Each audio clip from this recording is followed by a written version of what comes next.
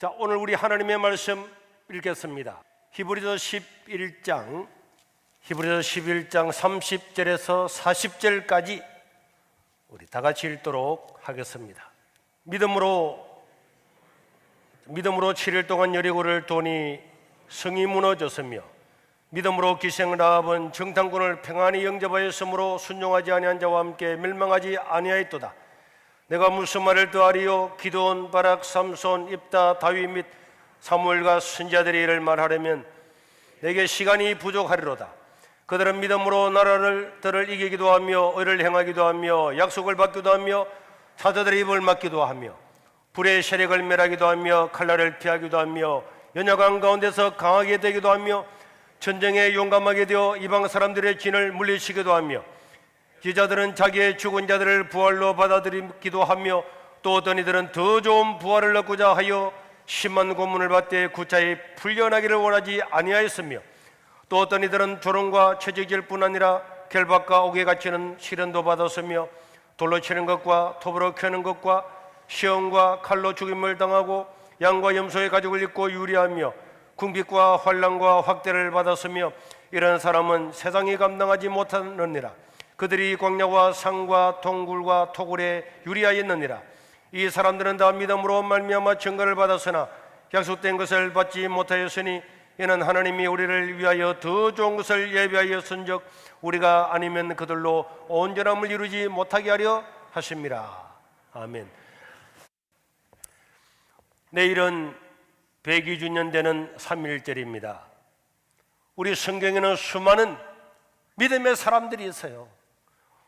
오늘 우리가 히브리서에서 읽었던 사람처럼 많은 믿음의 사람들이 있어서 이런 사람들을 기념하고 이런 사람들을 기억을 하고 또 이런 사람들을 통해서 교훈을 받아서 새로운 민족을 이루기도 하고 나라를 세우기도 하고 이렇게 하고 그 민족을 교육을 시키면서 그렇게 살아왔습니다.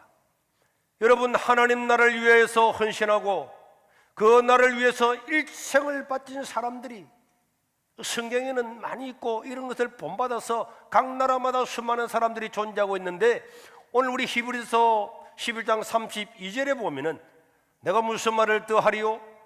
기드온이나 바락이나 삼손이나 입다나 다윗이나 사무엘이나 많은 사람들이 있어서 이런 사람들을 다 이야기하려고 하면 시간이 부족할 것이다, 이렇게 성경은 이야기를 하고 있습니다. 이런 사람들은 하나님을 믿는 믿음으로 나라를 구하고 세웠던 사람들이었어요. 모니터 조금 낮춰요. 역사 이래로 이런 사람들을 본받아서 많은 사람들이 믿음을 가지고 자기 나라에서 헌신함으로 국가를 세우고 민족을 바르게 했던 사람들이 각 나라를 여행해 보면은 많이 있고, 이런 사람들의 동상들이 각 나라에 많이 있는 것을 우리가 여행을 하다 보면은 볼 수가 있습니다. 그런데 우리는 이런 생각을 해요. 우리나라는 세종대왕하고 이순신밖에 동상이 없어요. 우리가 존경하는 사람은 누구죠? 세종대왕은 존경할 만한 분입니다. 왜? 그는 어린 백성, 가난한 백성, 모자라는 백성을 위해서 한글을 만들었잖아요. 정보가 힘인데 세종대왕 시대 사람들은 중국의 한자를 가지고 자기들만 언어를 가지고 살았어요. 그러나 그 언어를 배우지 못했던 저 사람들은 그냥 무지렁뱅이처럼 평생을 살다가 끝나버리고 말았죠. 그런데 그 백성들을 위해서 쉬운 언문을 만들어서 누구든지 읽고 쓸 수 있게 있었던 것은 정말로 위대한 일입니다. 이순신 장군 같은 사람도 자기 한 몸 돌아보지 않고 나라와 민족을 위해서 자기 목숨을 바친 것, 대단한 위인입니다. 그러나 저는 우리나라 역사 가운데서 5,000년 역사 가운데서 가장 위대한 한 사람을 뽑으라면 주저함이 없이 저는 이승만 우리 건국 대통령을 뽑습니다. 그분은 우리의 자랑일 뿐만 아니라 우리 역사 가운데서 가장 위대한 길을 만들고 길을 터놓고 수많은 사람이 자유를 누리고 숨을 쉬고 살아갈 수 있는 길을 만들어 주었던 분이기 때문에 우리는 그분을 잊어서는 안 될 것이고, 특별히 그 사람은 어떤 인간적인 생각이 아니라 하나님을 믿고 난 다음에 그 하나님의 말씀, 성경 말씀, 그 성경 말씀을 가지고 감화를 받고 말씀대로 국가와 민족을 세워서 이끌어가겠다고는 그 의지가 나타났기 때문에, 그 의지의 결과로 지금 대한민국이 존재하기 때문에 우리는 마땅히 존경할 수밖에 없는 것입니다. 우리나라에 기독교가 들어온 지 40년 만에 기독교가 주축이 된 3.1운동이 일어났습니다. 3.1운동은 어떤 역사가들도 다 말하는 바와 마찬가지로 그 핵심적인 주축 세력이 기독교였습니다.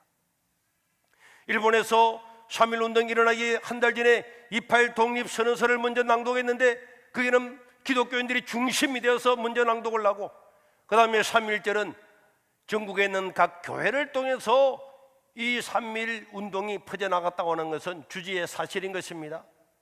그래서 이것을 알았던 일본은 교회를 무지막지하게 박해를 했습니다. 3.1운동이 끝나고 난 다음에 저 제암리에 주민들을 교회에 다 몰아놓고는 그 사람들을 다 죽이고 증거를 남기지 않으려고 불을 태워서 전부 다 죽였다는 사실은 우리가 익히 알고 있는 겁니다. 이 같은 사실을 일본은 다 묻혀버리려고 그랬지만은 쇼크필더 선교사님이 이 정보를 얻고 달려가서 사진을 찍어서 미국과 유럽에 보냄으로 말미암아서 이 3.1운동 후에 일어났던 이 잔악한 실상들이 온 세계에 증거가 되었습니다. 여러분, 3.1운동 시대나 우리나라 독립을 한 데 있어서 대부분의 사람들이 기독교인이라고 하는 것은 우리의 자랑이 아닐 수가 없는 것입니다. 수많은 민족의 지도자들이 이 일을 했습니다. 조만직 선생이나 안창호 선생이나 김구나 유관순이나 이성만이나 다 신실한 하나님의 백성들이었어요. 이들은 성경 말씀을 가지고 우리도 기도원처럼 삼손처럼, 우리도 에스더처럼 느헤미야처럼 우리가 하나님께 기도하고 나라를 세우자, 이런 하나님의 말씀으로 무장되었던 사람들이었습니다. 수많은 민족의 독립투사들이 많이 있었지만은 우리 민족에서 가장 큰 영향을 끼친 분이 바로 이승만 대통령이었어요. 우리나라의 독립은 우리 힘으로 된 게 아니잖아요.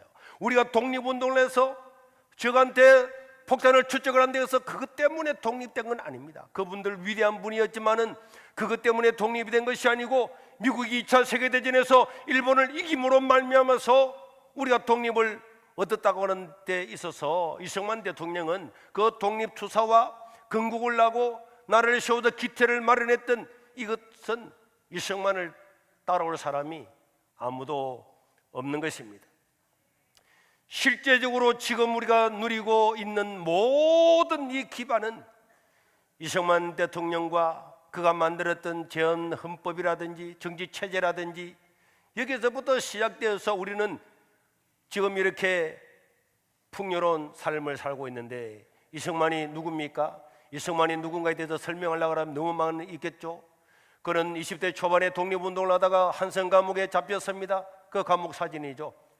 감옥에 갇혀서 그 감옥 안에 있으면서 선교사님들의 전도에 의해서 성령의 놀라운 강력한 불을 받는 거예요.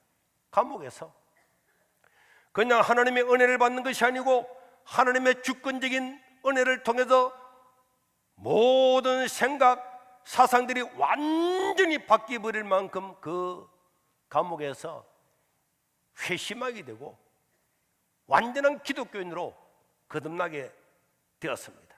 그래서 그는 자기가 거듭나자마자, 성령의 은혜를 받자마자 자기와 함께 독립운동하다가 잡혀있는 그 한성 감옥에 있는 사람들을 20명, 30명, 40명을 몇 달 만에 전도를 다 해버렸어요.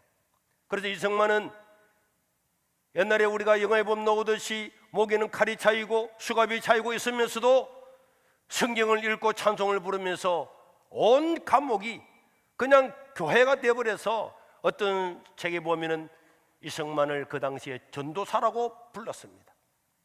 그런 한성 감옥에서 독립정신이라는 책을 썼습니다. 독립정신, 그 당시로 보면 어마어마한 책이었어요. 이 독립정신 안에 기독교 입국론이라고 하는 제목도 들어있습니다.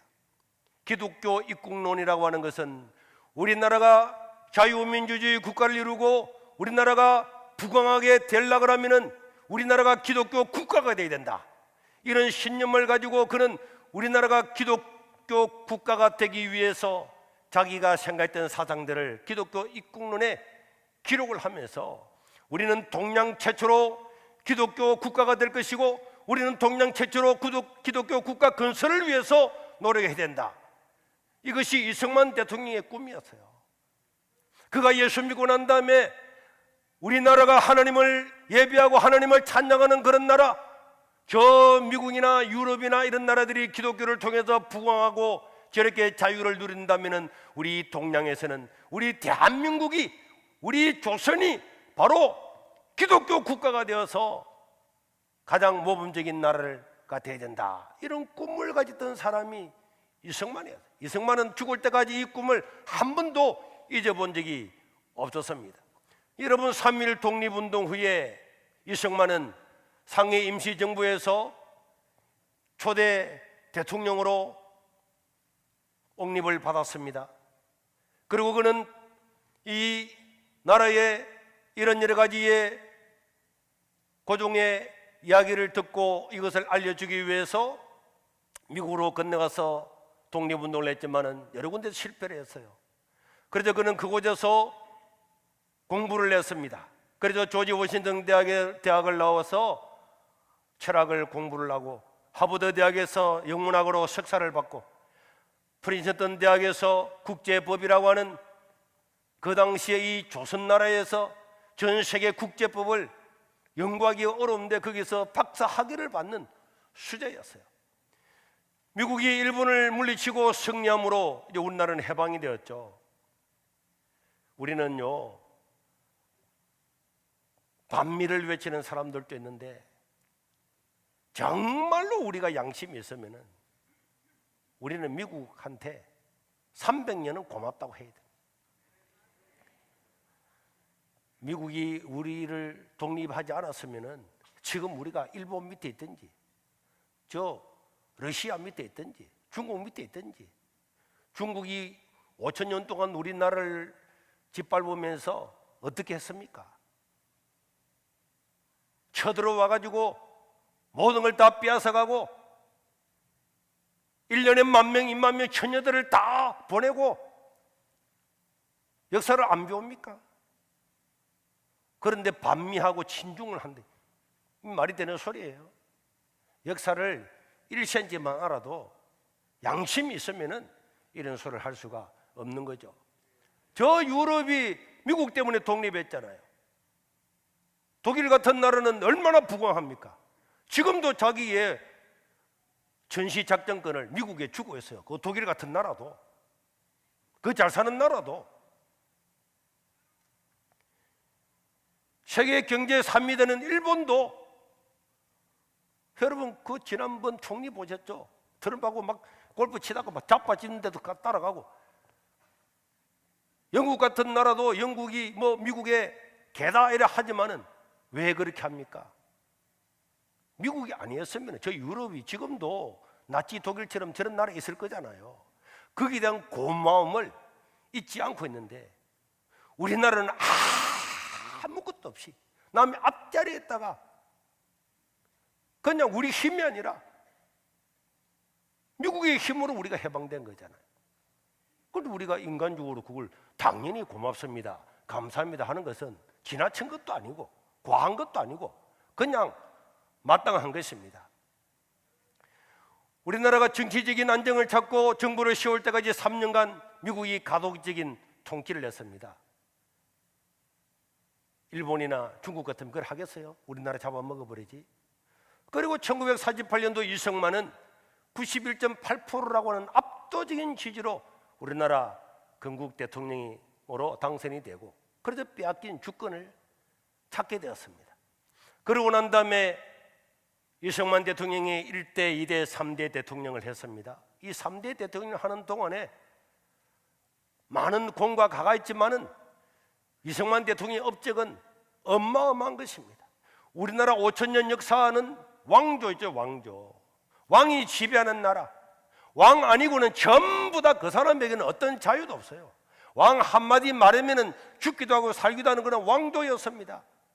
그 당시에 자유라는 말이 없었고 자유라고는 개념 자체가 없었어요. 우리나라 5천년 역사 왕조 가운데서 야, 평민이 내 자유롭게 내가 산다, 자유롭게 내 마음대로 이사를 한다, 내가 자유롭게 살아간다, 자유롭게 말을 한다, 이런 자유라고 하는 개념 자체가 없었습니다. 당시 3년 동안 미국이 우리나라를 군정으로 통제하고 있을 때에 앞으로 대한민국의 어떤 정치 체제가 되기를 좋아하느냐고 설문조사를 했을 때 우리가 익히 아는 바와 같이 77%가 넘는 사람들이 우리를 사회주의나 공산주의가 되겠다, 우리 국민들이 그렇게 이야기했어요. 자유민주주의 국가라고 하는 개념은 잘 알려지지도 않았을 때였습니다.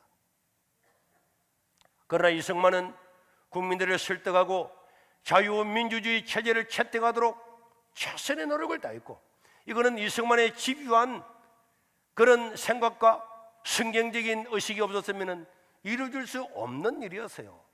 이것 하나만 가지고도 이 자유민주주의 체제 아래에서 살아갈 수 있는 이 길을 열어준 것 하나만 가지고도 우리는 이승만을, 그 공을 찬송하고 칭송해야 마땅한 것입니다. 만약에 우리가 사회주의나 그 당시에 공산주의 중국이나 일본이나 러시아처럼 되었으면 지금 우리가 어떻게 되겠습니까?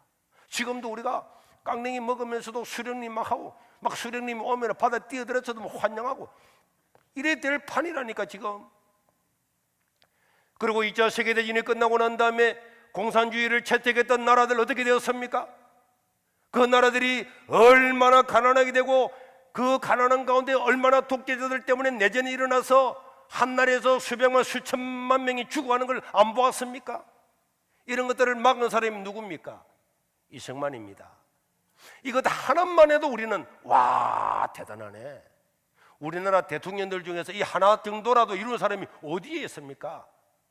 그리고는 자유민주주의 보통선거를 도입을 해서 여자들에게도 투표권을 다 주었습니다.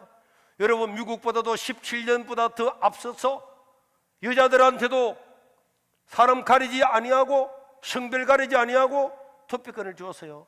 남아공 같은 나라는 1994년에야 그런 게 일어났습니다. 그 다음에 상권 분리를 했죠. 행정과 입법과 사법을 분리를 시켰습니다. 90%가 넘는 압도적인 지지로 이승만이 없으면 나라가 안 된다고 해서 바로 그때에 이승만이가 정말 독재자 같으면 자기 혼자 하지 뭐 한다고 행정, 입법, 사법을 다 나누었겠습니까? 지금 우리나라 공수처를 만들고 뭐 만들고 검사들 다 빼앗고, 이 봐봐요. 권력이 조금 주어지면 지 마음대로 한다니까. 그런데 이승만은요, 압도적인 지지와 1대, 2대, 3대, 4대도 그냥 됐잖아요. 그냥 자기 혼자 대통령 되었어요. 그런데 이런 걸 다 분리한 거는 복이고, 언론을 보장을 하고 세계 최초로 농지 개혁을 했습니다. 지금 우리 사람들은 뭐 농지 계획이 뭐 중요한가 모르겠지만은 그 당시에는 우리나라 전 국토의 대부분이 잘 사는 사람 지주 몇 프로가 다 가지고 있어요. 나머지 백성들은 전부 다 독립된 나라라고 해도 나무 밑에서 논을 붙여가지고 살고, 농사를 지으면은 3분의 1, 4분의 3, 2분의 1 다 띄주고 난 다음에 그냥 먹고만 사는 거예요. 먹고만 사는 거. 그런데 이승만은 이 농지 계획을 통해서 우리나라 농민들이 94%가 자기 땅을 가지게 해주었는데요, 이것을 국회에 통과시키기 위해서 농민들과 이승만이가 한편이 되고, 그 다음에 땅 가진 모든 돈 가진 지주들과 그 당시에 국회의원들이 한편이 되었어요. 이거는 이길 수가 없는 상황이었어요. 그러나 이승만은 설득을 해서 결국은 농지 개혁을 일으켰는데, 나중에 유교도 나오겠지만은 우리나라 국민들이 94%가 자기 땅을 가지지 못했으면은 저는 6.25 때도 우리가 이기지 못했을 거라 저는 생각합니다. 내 땅이 있었기 때문에 우리나라 94%의 농민들이 자기 땅이 있었기 때문에 이 땅을 빼앗겨서는 안 된다. 그렇기 때문에 주택사사 다 같이 사온 겁니다. 만약에 지주 몇 명이 이 땅을 다 가지고 있다, 그러면 에라이 뭐 내 땅도 아닌데 뭐 나라 바뀌면 어때? 일 안 하겠습니까? 그러나 자기 땅을 가지고 있으면서 내 땅, 얼마 만에 찾은 내 땅인데 내 땅을 뺏길 수가 없다. 내 땅을 쳐들어오는 위척군을 그냥 둘 수 없다. 이건 농지개혁은요, 농지개혁 자체로도 어마어마한 일을 한 거지만은 이건 앞으로 우리나라가 자유민주주의 체제와 시장경제 체제로 나아가는 기반을 마련한 어마어마한 사건이라고 하는 것을 알아야 되고, 이 농지개혁을 통해서 실질적인 신분의 철폐가 되었어요. 여러분들이 아무리 뭐 평등한 사회를 이루겠다 그래도 평등한 사회는요, 내가 먹고 살아야 평등한 사회가 되는 거예요. 그런데 내가 못 먹는다, 회사 가면은 회사 사장한테 그게 빌리지 않으면 내가 못 먹고 산다, 그건 평등 절대로 안 됩니다. 그래서요, 국가가, 사회주의 국가는요, 개인의 재산을 다 빼앗는 거예요. 평등하게 살자 하면서 개인의 재산을 다 빼앗습니다. 세금을 통해서. 그래서 뭐 집 있는 사람은 가지고 있으면 보유세, 팔면은 양도세, 물려주면은 뭐죠? 상속세, 이래가지고 다 빼앗아 버려요. 다 빼앗아 버리고 가지고 국민이 돈이 없으면은 국가밖에 못 바라봐요. 국가가 배급을 쥐어 사니까 그게 따를 수밖에 없는 거예요. 만약에 여러분, 우리나라가 이런 농지 개혁을 통해서 자기의 재산이 없고 사유재산이 없었으면은 신분이 돈 가진 사람 밑에 계속될 수밖에 없어요. 나는 우리 엄마를 잘 압니다. 아무것도 없었거든요. 아무것도 없으니까 언제나 빌리러 가야 되는 거예요. 빌리러 가야 되잖아요. 삼촌한테 빌리러 가고 옆집에 빌리러 가야 됩니다. 빌리 주는 사람한테는 꼼짝 못 하는 거예요. 빚낸다라 그러면 꼼짝 못 하는 겁니다.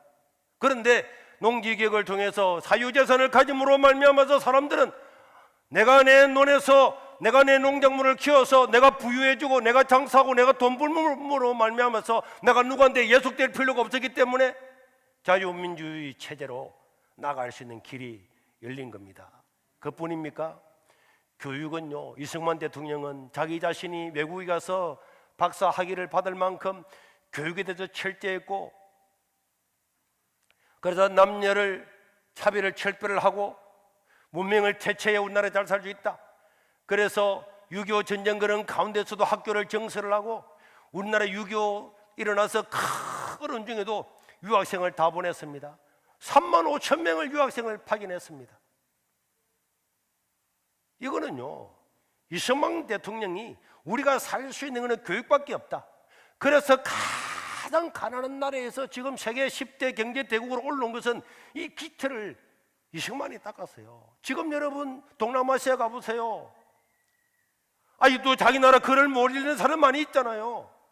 우리는 옛날에 안 그랬습니까? 똑같았어요, 우리도. 그런데 우리나라는 문맹률이 거의 없고 98%가 한글을 쓰고 읽고 다 할 수 있다고 하는 것은 이 기틀을 누가 놓았습니까? 전쟁 가운데도 그 많은 대학생들 전쟁터로 내보내는 대신에 그 인재들은 다 외국으로 보내서 공부하고 돌아오라. 그래서 여러분, 6.25 전쟁이 끝났을 때 영국은 인구가 5천 명이었는데 5천 명 되는 영국보다도 우리나라가 더 대학생들이 많은 나라가 되었습니다. 집에 와서 인터넷 한번 쳐보세요. 그리고 무엇보다도 우리나라가 1948년도 독립을 하고 난 다음에 6.25 전쟁이 1년 8개월 만에 6.25 전쟁이 일어났어요. 나라가 세워져서 2년도 되지 않아서 소련의 사주를 받았던 북한이 침략을 해와서 전쟁이 일어났다니까. 2년도 안 돼서 일어난 이 전쟁에서 우리가 속수무책 이길 수가 있습니까? 전쟁이 일어났다는 이야기를 듣고 당일 새벽부터 이승만은 자기가 동원할 수 있는 모든 인적, 물적 자원을 다 동원해서 메가더 장군에게 전화를 걸어. 메가더는 유엔군 총사령관이었습니다. 그리고 윌슨 대통령은 자기의 대학의 지도 교수와 미국의 대통령이 되었어요. 전화를 걸고 도움을 구하고 자기 아는 사람에게 연락을 해서 우리나라에 미군이 참전하게 됐는데, 유엔군이 참전하기 전에 미국은 군대를 파견하려고 그러면 반드시 의회의 동의를 얻어야 되는데, 의회의 동의를 얻지 않고 파견된 최초의 군대가 미국 군대였어요. 그 뒤에는 한 번도 그런 일이 없었습니다. 이거는 이승만이 아니었으면 일어날 수가 없는 일이었죠.